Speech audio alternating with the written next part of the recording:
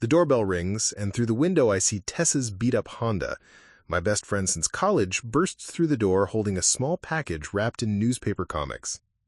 Before we jump back in, tell us where you're tuning in from, and if this story touches you, make sure you're subscribed because tomorrow I've saved something extra special for you. Happy birthday to my favorite Finnish American, she announces. You're 3 days late, I point out, grinning. Time is a social construct. Besides, this required research. I spent 20 minutes in CVS trying to figure out which DNA kit would be funniest. DNA kit? 23andMe. Look, I know your family's whole thing is being aggressively Nordic, your Grandpa Al with his stories about Finnish saunas, and what's the thing he always says? We're 100% Scandinavian stuck, tougher than winter and twice as stubborn. I recite in my best Grandpa Al impression. Exactly. So I thought, wouldn't it be hilarious if you found out you were 2% Italian, just to see his face when you tell him you might be related to someone who actually seasons food? I turn the box over. It seems so official. But I don't have questions about my heritage. I have Grandpa Al stories, told over every holiday dinner from my entire life. Stories about great-great-grandfathers surviving Finnish winters with grit and lingonberries, about Swedish fishermen ancestors too proud to stay on dry land. It's kind of a waste of money, I say. We know what I am. That's exactly why it's perfect. You'll get your boring pie chart that says 87% Finnish, 13% Swedish, frame it and give it to your grandpa for Christmas. Al would actually love that. He's got a whole heritage shrine in his basement. Old photos, maps of Finland with family location pins, even a replica Viking horn. Fine, I decide. But when this comes back boring, you're sitting through Grandpa Al's slideshow about Finnish fishing techniques. Deal. But when it comes back weird, you owe me dinner downtown. We shake on it. The kit sits on my counter for 3 days before I finally spit in the tube, seal it up, and mail it off on a Sunday morning in my pajamas. 6 weeks later, I get the email. Your 23andMe results are ready. I'm in the Cub Foods parking lot when the email arrives. My hands shake as I log into the website on my phone. The loading screen takes forever. One of those spinning circles that makes you wonder if the universe is messing with you. Finally, the page loads. And I just stare, because this can't be right. The pie chart looks like someone put my family tree in a blender. 34% Scandinavian. Okay, that makes sense. 23% Eastern European. Wait, what? 29% Sub-Saharan African. What? 14% broadly European. Not helpful. I refresh the page. Same numbers. I close the app and reopen it. Still the same. This is a mistake, I say out loud, and a woman walking past gives me a weird look because apparently I'm that person now talking to herself in parking lots. Then I see something that makes my chest tight. Close DNA matches. At the top, marked as 98% probability of being a first or second cousin, Devin Whitaker. I have never heard the name Whitaker in my life. I call Tessa. Remember that DNA test? Did it come back? Are you secretly Italian? Tessa. Deep breath. According to this thing, I'm almost 30% African American. Silence. And I have a close DNA match with someone I've never heard of. Okay, where are you? Cub Foods parking lot. Do not move. I'm coming. Do not call your grandpa or Google random people. Too late. I'm already typing Devin Whitaker, Minneapolis into my phone. Nothing useful comes up. Some LinkedIn profiles, Facebook pages, nobody who looks related. 20 minutes later, Tessa climbs into my passenger seat. Show me everything.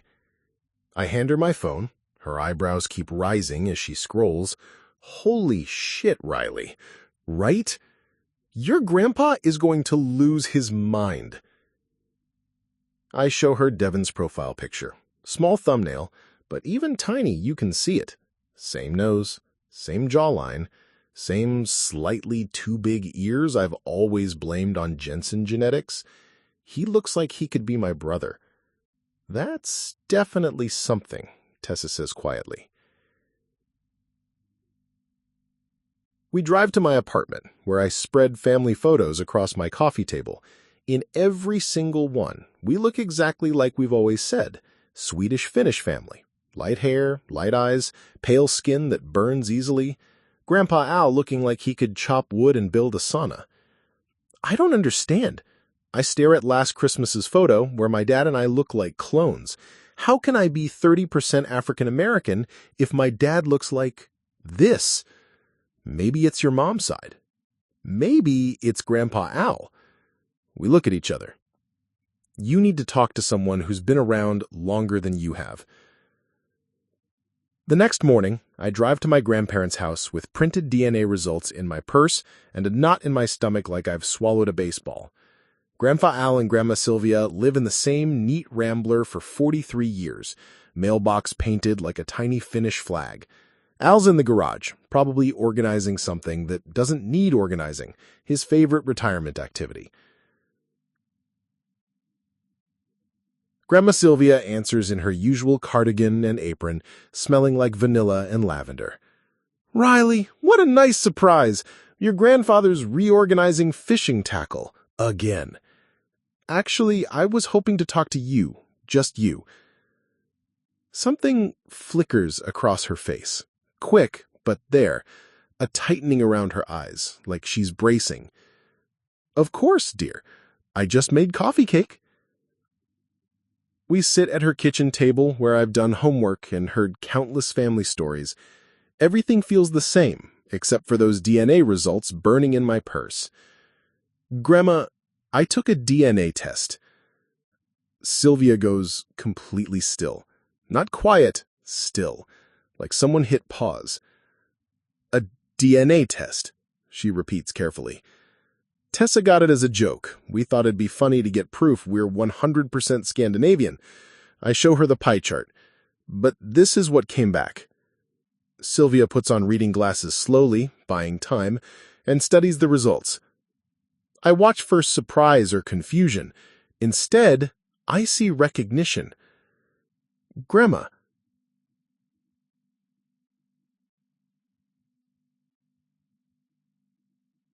She removes her glasses, sets them down. "Your grandfather is a good man." Not what I expected. Definitely not an answer. "I know, but these results..." "He's been a wonderful husband for 56 years. Wonderful father, wonderful grandfather." Her hands fold tightly, knuckles white. "Whatever else might be true, that's what matters most." What else might be true? She looks toward the garage where Al is moving things around, talking to himself about fishing lures. "Come back tomorrow, afternoon, when your grandfather goes to the hardware store. There are things I should show you." "What kind of things?" "Things I put away long ago because I thought they were better left alone. Maybe I was wrong. Maybe it's time." Eleanor, Al's mother. She was married to someone else when she met Marcus. When she got pregnant, Sylvia's voice trails off. I find a letter, the envelope addressed to Alan Whitaker in spidery handwriting. The return address is Chicago, 1974. Can I read this? Sylvia nods, though she looks like she might be sick. The letter is brief, written in Marcus' hand. "Son, I know I got no right asking, but the music ain't paying like it used to, and I'm in some trouble with some people. I need to disappear for a while. Your mama says you're doing good. Got yourself a girl, thinking about marriage. Maybe it's better if you forget about old Blue. Start fresh. Be better than me. Your father." My hands shake. He abandoned Al? Al was 18, about to marry me. He was so angry, so hurt, said he never wanted to hear the name Whitaker again. Sylvia's voice cracks. "So we made up the Finnish stories, created a whole new history." "But why keep lying? For 50 years. She looks at me with eyes full of pain and love. Because once you start, how do you stop? How do you tell your children, your grandchildren, that everything they know is built on shame? Back home, I sit at my laptop for an hour typing and deleting messages to Devin Whitaker. What do you say to someone who might be your cousin, but could also be a complete stranger caught up in some cosmic database error? Benny lies beside my desk, occasionally sighing dramatically when I groan and start over. He's surprisingly good moral support for an existential crisis. Finally, I settle on, "Hi, Devin. This is going to sound weird, but 23andMe says we're closely related, like first or second cousin level. I just found out my grandfather changed his name from Whitaker to Jensen sometime in the 1970s, and I'm trying to piece together our family history. If you're interested in comparing notes, I'd love to hear from you. No pressure if this is too random. Riley Jensen, apparently also a Whitaker." I hit send before I can chicken out, then immediately panic. What if he thinks I'm some kind of scammer? What if he's not interested? What if he knows things about our family that I'm not ready to hear? My phone buzzes 2 hours later with a 23andMe notification. Message from Devin Whitaker. My hands actually shake as I open it. "Riley, not weird at all. I've been hoping someone from our family would reach out. I've been researching our genealogy for years, hitting dead ends around my great-grandfather, Marcus. He was a jazz musician in Chicago, disappeared sometime in the mid-70s. If your grandfather changed his name from Whitaker, we might finally have some answers. Want a video chat this weekend? I'm in Chicago, but happy to work around your schedule.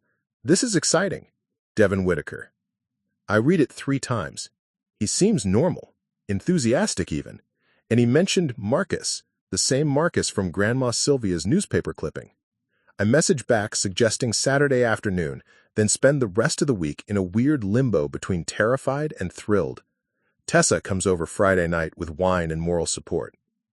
"What if he's a serial killer who uses DNA sites to find victims?" she asks, because Tessa always goes to the darkest possibility first. "What if he's not? What if he's just family I never knew I had?" "That's almost scarier," she admits. "Family is complicated enough when you grew up with them." Saturday arrives gray and drizzling, perfect weather for life-changing video calls. I set up my laptop at the kitchen table, test my camera 17 times, and try to look like someone who hasn't spent the week having an identity crisis. At exactly 2 p.m., the call connects. And I'm looking at a face that could belong to my brother. Devin Whitaker has my nose, my jawline, and the same slightly crooked smile I see in the mirror every morning. "Holy shit," we say simultaneously, then both start laughing. "Okay," Devin says, grinning, "I think we can safely assume the DNA site got this one right." "This is so surreal," I say, still staring at Devin's face on my screen. "Do people tell you that you look like... have you ever had anyone say you remind them of someone?" Devin laughs. "My whole life, but I could never figure out who. Now I know. I look like you. We look like each other." He leans closer to his camera. Same ears, too. I always wondered where I got these. We spend the next hour trading childhood photos and stories. Devin grew up in Chicago with his mom and stepfather, knowing almost nothing about his biological father's side except that his great-grandfather was some musician in Chicago who disappeared. My grandmother, his daughter, would never talk about him, said he brought nothing but heartbreak to the family. Devin pulls up a photo on his phone. This is the only picture I have. It's Marcus, but younger than in Grandma Sylvia's newspaper clipping. He's standing outside a club called the Blue Note, saxophone in hand, smiling like he owns the world. "That's him," I breathe. "That's Marcus. My grandma has newspaper clippings from when he went missing." "Missing? I always heard he just left, abandoned the family." I tell Devin about the letter, about Al changing his name, about 50 years of Finnish heritage stories that were apparently complete fiction. His expression grows more serious as I talk. "So your grandfather, my great-uncle, he's been living as a completely different person this whole time?" It gets weirder. According to my DNA results, I'm almost 30% African American, but I've spent my entire life thinking I was 100% Scandinavian. My family has a whole shrine to our Nordic heritage. Devon is quiet for a moment, processing. Then he says something that makes my chest tight. Do you want to know what I think happened to Marcus? You know? I think so. I've been researching him for years, talking to old musicians in Chicago. The story I keep hearing is that he got mixed up with some dangerous people, owed money, made enemies. One day in 1975, he just vanished. Some people think he ran.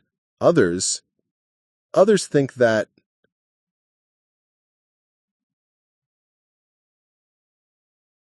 I found a Marcus Whitaker in a senior facility on Chicago's South Side.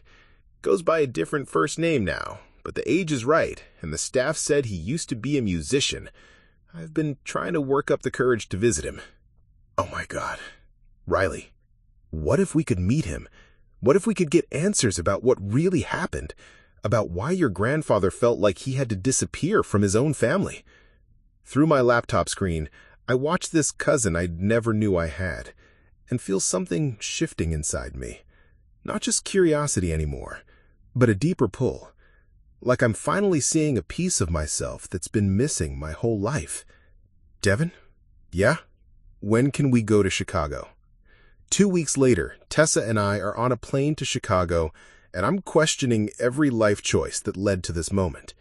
What do you pack for meeting the great-grandfather you thought was dead who might actually be a stranger with the same name? Devon picks us up at Midway in a beat-up Honda Civic, covered in music venue stickers.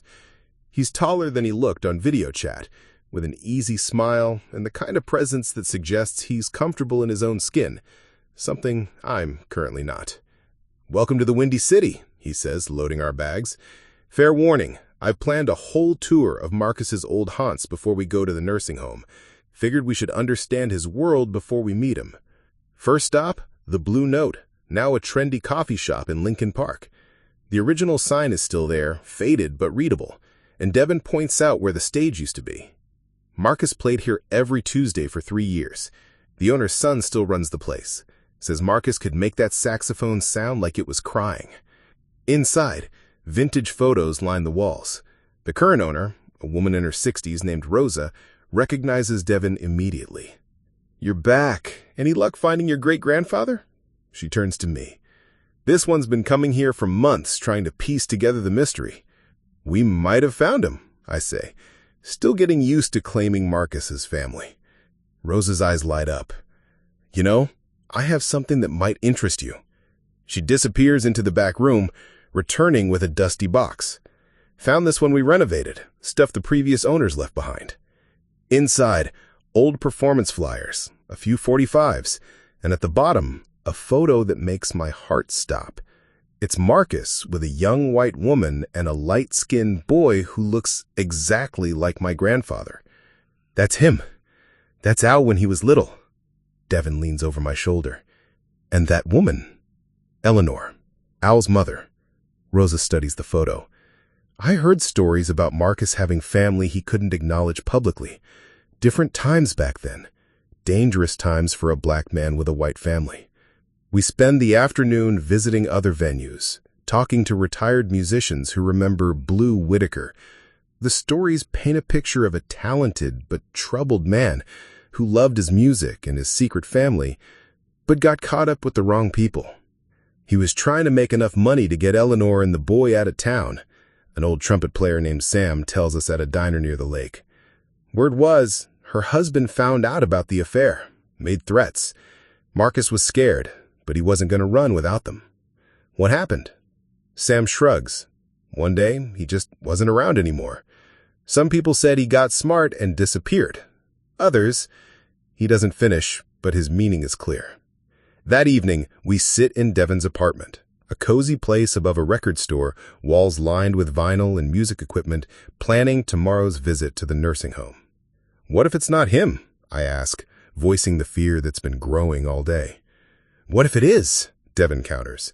What if we finally get to ask him why he left? What if he's been waiting for family to find him?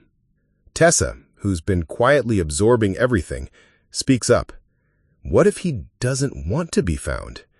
It's the question none of us want to face, but as I lie awake in Devon's guest room, listening to the city sounds outside, I know we've come too far to turn back now. Tomorrow, I might meet the great-grandfather I never knew existed. Tomorrow, I might finally understand why my grandfather felt like he had to erase his entire identity to protect his family. Tomorrow, the last piece of the puzzle might finally fall into place. Shady Oaks Senior Living smells like industrial disinfectant and cafeteria food. Devon and I sit in the lobby, both too nervous to speak. What do you say to someone who's been dead to your family for 50 years? Marcus Williams, the receptionist says. He doesn't get many visitors. We follow her down sterile hallways to a common room where an elderly black man sits alone, staring out the window. He's thin, fragile, but when he turns towards us, his eyes are sharp and familiar. Marcus? Devon's voice cracks slightly. The old man studies us carefully. Don't get many young folks visiting. You social workers or something? We're family, I say. Your family. Something flickers across his face. Maybe fear or hope. Devon shows him the old photo from the Blue Note. This is you, isn't it, with Eleanor and Alan? Marcus takes the photo with shaking hands. For a long moment, he just stares at it. Then he looks up at us, tears in his eyes. Alan, my boy. Is he? He's alive, I say quickly. He's my grandfather. He changed his name to Al Jensen, moved to Minnesota. He's had a good life. Marcus closes his eyes. Thank God. I always wondered, always hoped. His voice breaks. I had to leave them, you understand. Eleanor's husband, he found out, made threats, said he'd hurt the boy if I didn't disappear. So you've been here all these years? Changed my name, started over. Figured it was safer for everyone if Marcus Whitaker just vanished. We sit with him for 2 hours, sharing stories, filling in 50 years of gaps. He cries when I show him photos of Al's wedding, his children, his grandchildren. When I tell him about Al's finished stories, Marcus actually laughs. Always was creative, that boy. Made up the best bedtime stories. He touches my hand. You look just like him, you know, like Eleanor too. Marcus gives us a shoebox before we leave. He says, been saving these. Always hoped someday. Inside, dozens of cassette tapes labeled with dates and song titles. Recordings Marcus made over the decades. His voice, his music, pieces of a life we thought was lost forever. Back in Devon's apartment, we play them on an old boombox. Marcus's voice fills the room, sometimes singing, sometimes just talking, telling stories about the family he left behind. This one's for my boy Alan. Hope he's found happiness. Hope he knows I loved him enough to let him go. There are jazz standards, original compositions, and spoken messages Marcus recorded like letters he never sent. His voice talking about Eleanor, about missing his childhood, about choosing sacrifice over selfishness. Tessa wipes her eyes. This is incredible, Riley. This is his whole life preserved. I call Grandma Sylvia, put the phone on speaker, and play one of the tapes. Marcus's voice singing Summertime, saxophone accompanying his vocals. Oh my God. That's him. That's really him. He's alive, Grandma. He's been alive this whole time. She cries, deep, releasing sobs that sound like 50 years of grief finally finding its way out. Devon and I spend the next 3 days digitizing everything. Hours of music, stories, memories. We create a simple website. Marcus Blue Whitaker, a jazz legacy preserved. What are you going to tell your grandfather? Devon asks as we work. I think about Al, probably in his garage right now, organizing fishing lures and maintaining the careful fiction that's protected him for decades. The truth, I say finally. All of it. He deserves to know his father never abandoned him. He saved him. I drive to Minnesota with a laptop full of Marcus's recordings and a heart full of questions finally answered. Grandpa Al is exactly where I expected. Garage, reorganizing tackle box, humming old folk songs. Riley, back from your Chicago adventure? How was a big city? Grandpa, I need to tell you something. About our family. About your real family. His hand's still on the fishing lures. Something in my voice warns him this isn't casual conversation. I show him the DNA results, the photos from Sylvia's cedar chest, the recordings from Marcus. He listens to his father's voice for the first time in 50 years, tears streaming down his weathered face. He didn't leave us, Al whispers. He saved us. He's been waiting, hoping someday you'd find him. That weekend, our whole family gathers for what I call the unveiling. Devin drives up from Chicago. I project Marcus's photos on the living room wall, play his recordings, tell the real story of the Whitaker family. My parents are shocked but supportive. My cousins pepper Devin with questions. Grandma Sylvia holds Al's hand through the whole presentation, both of them finally free from their 50-year secret. So we're not Finnish at all, my dad asks. We're Sylvia's Finnish on one side, Marcus's legacy on the other. We're jazz and saunas, Midwest practicality and Chicago soul. The best moment, Al video calling Marcus, two old men finally talking again, decades of hurt dissolving in minutes. I'm proud of you, son, Marcus tells him. You built a beautiful life, a beautiful family. I missed you, Dad. I never stopped missing you. 6 months later, Marcus moves to a care facility in Minneapolis. Al visits him